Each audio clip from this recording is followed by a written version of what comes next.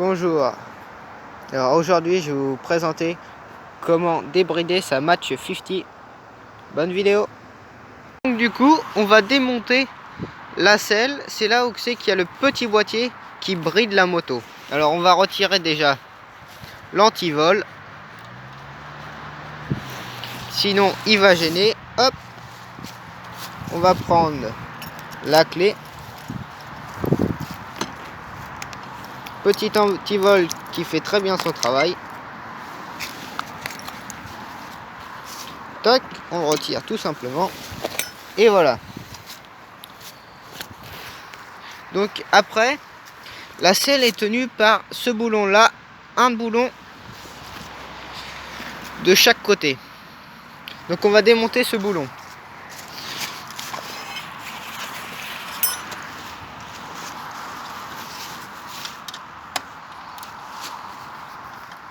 On change de sens, c'est mieux.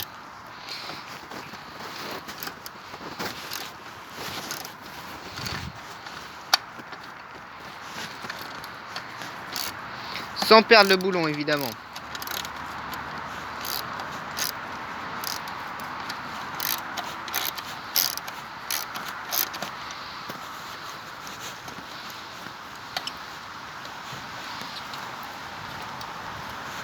C'est très simple à faire. On retire. On le pose là délicatement sur le côté pour pas le perdre. Le clignotant il s'est retiré, c'est bon. On fait pareil de l'autre côté.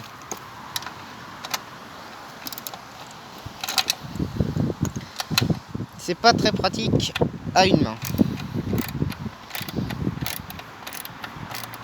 Ça prend vraiment 5 minutes.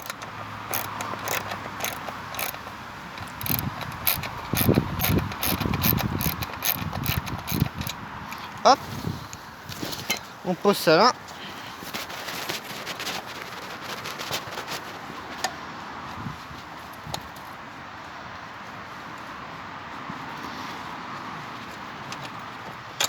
Tac. Et là, on va lever la selle. Et hop, on tire. Et ça se décroche tout seul. On pose la selle.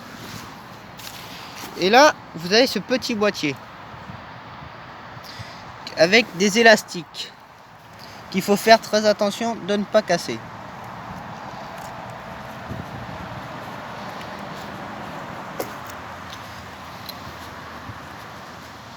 Hop, on retire ce boîtier. Là,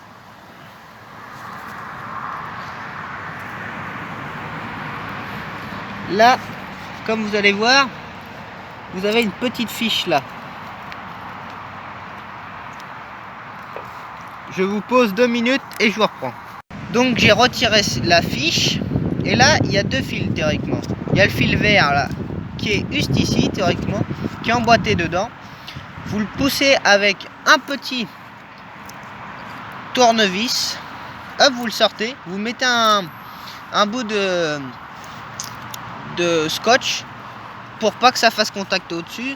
Vous avez en plus un papier théoriquement marqué 45 km/h dessus.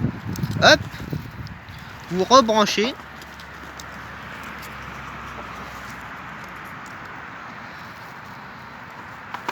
Vous rebranchez, vous remettez ça bien.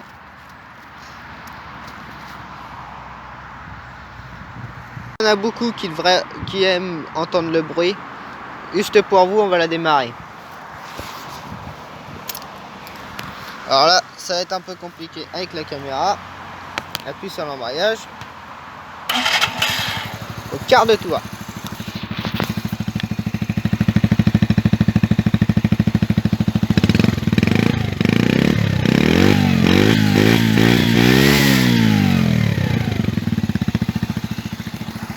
Donc une fois qu'il est bien remis comme ça, vous reprenez la selle.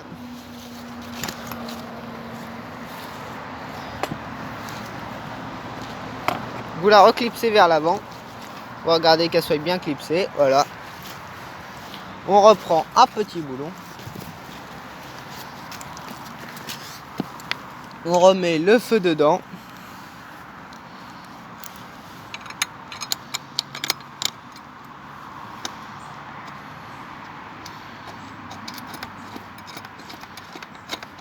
Voilà. On refait pareil de l'autre côté.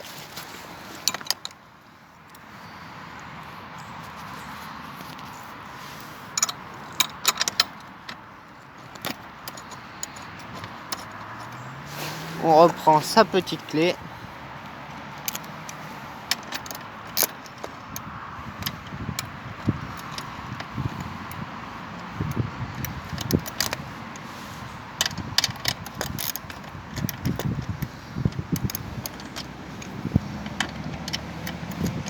Et on resserre tout ça.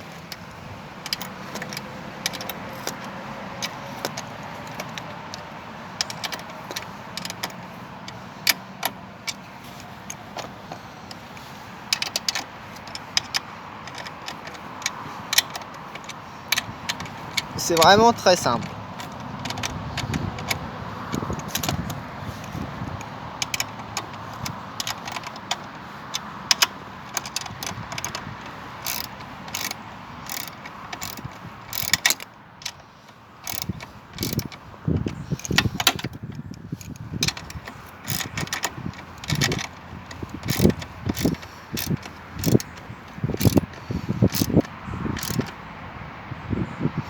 On fait pareil de l'autre côté.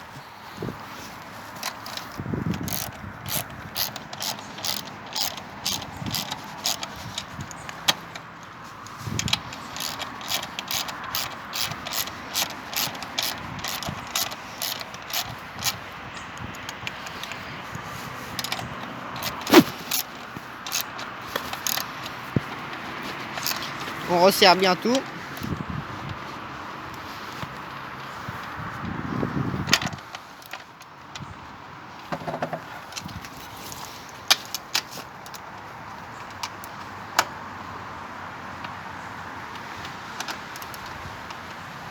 Et hop, c'est bon.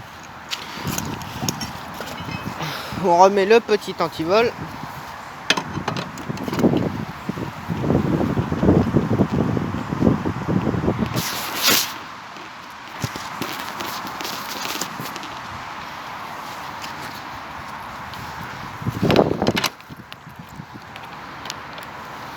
Et c'est terminé.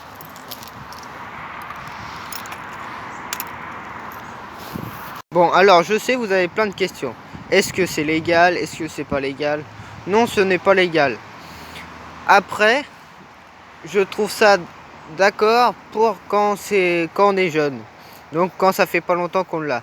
C'est très bien pour commencer.